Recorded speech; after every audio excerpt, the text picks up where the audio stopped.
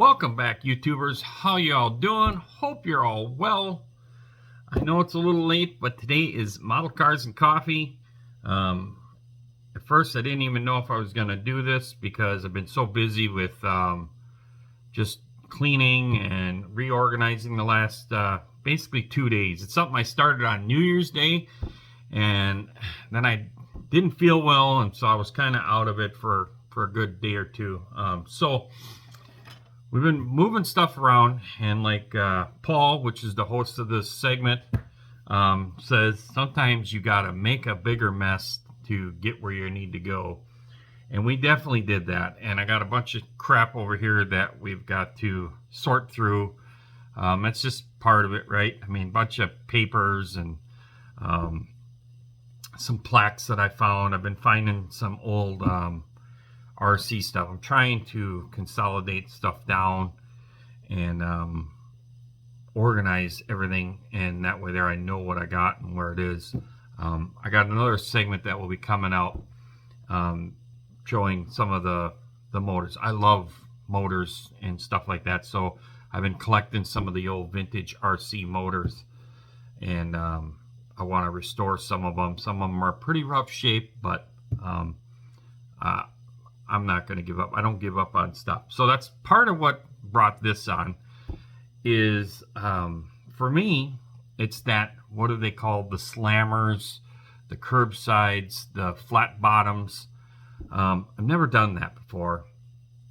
And Paul was educating us on this topic. And I thought, man, I'm so glad that I didn't throw out all of those model bodies that we used in slot cars. I mean, some of them went down the toilet because they were that broken when you crashed them, and there's just no fixing them.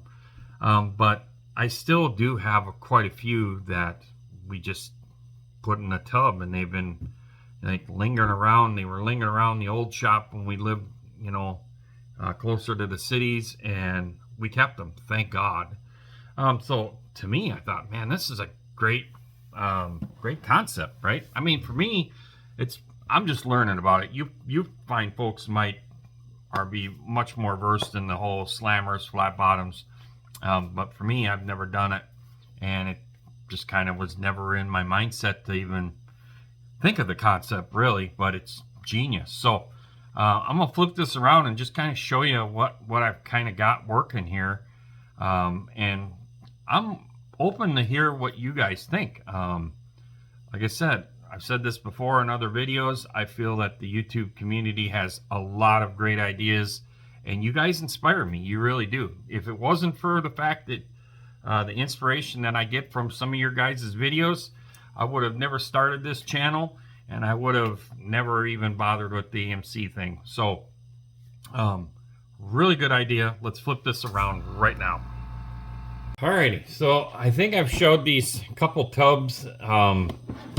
Maybe I haven't, but these are some old model bodies, and a lot of these were put on slot cars at one time. Some of them I found in yard sales. But these things are, they're all sticky from glue inside, the traction compound. Here's a 71 Duster. This was the red box art that I had as a slot car. I'm sure I can find a grill. The windshield's taped in here. The back window's got a crack in it. It's got my old company logo. But it's pretty dirty. But to me, I thought, man, this thing, I'm glad I didn't throw it, right? I could build a flat bottom, just print up some wheels and tires, glue them in there, black out the windows, or maybe just put a piece of plastic up here and then black that out so you can't see through. I'm sure too, I could probably even buy the Lexan little driver things for slot cars and just paint that and glue that in there. That'd be quick and dirty. But I got a few of these things that would just be kind of cool. Here's an old 55. That used to be a slot car. You can see the back here is kind of busted up right there. It's got cracks all over. This one crashed. It's kind of sad, but I love 55s, and this one here, when this one crashed, that was bad, but it could have been worse. I don't know where all the glass is for it. Here's the hood for the Duster. I've got a 68 Dart that we did. I made the hood. Again, this thing is crashed. Some of these might just be great for even dioramas. I mean, you can't recreate that dirt. That's why I'm not rubbing it off, because I don't know if I want to make a diorama. I don't know if I want to put these in like the backyard of the diorama. But again, you know, scratch built the wing on them. This is all Tester's enamel that we were using at the time. I got this one too. This one I totally forgot. This is an actual Johan kit that I did. Oh God, I was at least 18 or 19 when I painted that. I don't even know. It's got to be by looking at it, because it looks translucent on the paint. I must have painted it white, taped it off, and then painted it with like a candy red and a candy blue. And then my tape job must have been terrible, because I'm seeing a little bit of bleed through, but I don't know if I used a black marker. I must have used a black marker to do the highlights to try and hide the bleed through. But there again, this one's got the driver, the Lexan driver that I was talking about. I'm sure you could get those still pretty reasonable. But this was a slot car for a while. I was shocked that I still had that thing. That's cool. Here's the hood for the 55. Had a blower on it. Couple old stock cars. This one here is pretty busted up. But you know, you could super glue it, really. You could super glue it. Cut a piece of flat plastic, glue some tires on there. I have a bunch of wheels and tires that we probably won't use, but even so, you could print some plastic tires and do that with it too. I'm really kind of curious to see what you guys think. Part of me is thinking diorama, but then part of me is thinking, well, man, if I flat bottom these things, you know, you could just kind of spit shine them, flat bottom them, put them in a case, and great conversation pieces, really. I mean, you know, that's the whole thing, that, you know, in life isn't perfect, and neither do your models need to be perfect either. So this one here has just got a cool patina to it, really. I'm kind of digging it now. Part of me is thinking rust it out, spray a little rust on there, and just clear coat it. That's cool. But yeah, I just thought, man, what a great option to try a flat bottom deal. And this one here's kind of got a few more slot cars in there, but it's got some other models that we picked up. There's some Willys, 51 Chevy in here. Don't know where that came from. A couple of these things I got in a yard sale deal. This was one of them. I already put it in the purple pond because it had some weird green paint on it. This was another one here that I got, and that's how I met Brucey. Is I posted a video of this kit, and I was missing the headlights. I found a hood and a trunk on eBay for this kit, so I have that. That must be in one of the other tubs. Here's one that I built a long time ago, the old Henry J. St. North. I did it as the box art. Another great conversation there is the whole box art thing, right? Does the box art lure you into buying a kit? For me, it does. It does in two ways. One, I think of, man, I know a buddy that had this, or I had one of these, and then I want to build it that way. Or sometimes I'm thinking, man, I want to build it like the box art. And this was definitely one of those kits that I built as the box art. I need to see if I can find the rest of this thing and put this back together. This one could be just cleaned up. This would be a fun zombie build right here if I can find the rest of this thing. That would be cool. I'm seeing doors, but I'm not seeing a front end for it.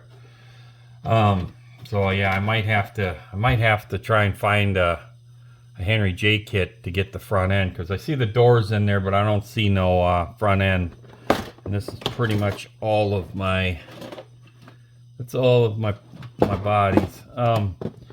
But yeah, I'll have to look and see. I know there was a pink box art re-release of this kit. That would be cool to resurrect this thing. That'd be a lot of fun, to be honest with you. But I personally, that's why I buy doubles of kits, so that I can build one as the box art if I want to, and then build one however I customly want to do it. To me, that's what's fun about this hobby of models. Look at down here. That Impala, that was a slot car too. There's the front of it. Definitely going to flat bottom that guy. So Super B. There's a Camaro in there. So some great flat bottom projects. Let's flip this back around. So the whole flat bottom thing, I'm really excited to try that, and I'm very happy that I was kind of educated by that from Paul, and we were kind of having a good conversation about that, and I definitely got some ideas. He then posted a video of how they do it. Just really cool concept. Like I said, for me, I just want to resurrect and fill these cases. I want to have that inspiration on the shelves when I walk through here, even if I'm not coming out to the model shop to work on this hobby, and I go out to do yard work, or I go out to do things on the one-to-one stuff, to walk by and see all the inspiration of all these cool projects, builds and things, that gives you that, like, you're at a car show vibe. That's what I want. That brings me joy in my life, and I want to do something so I can resurrect these things out of the tubs, put a simple flat bottom on them, and put them on the shelf. So I'm looking forward to it. It shouldn't take long. Like I said, they're already painted. You just clean them up, glue them together.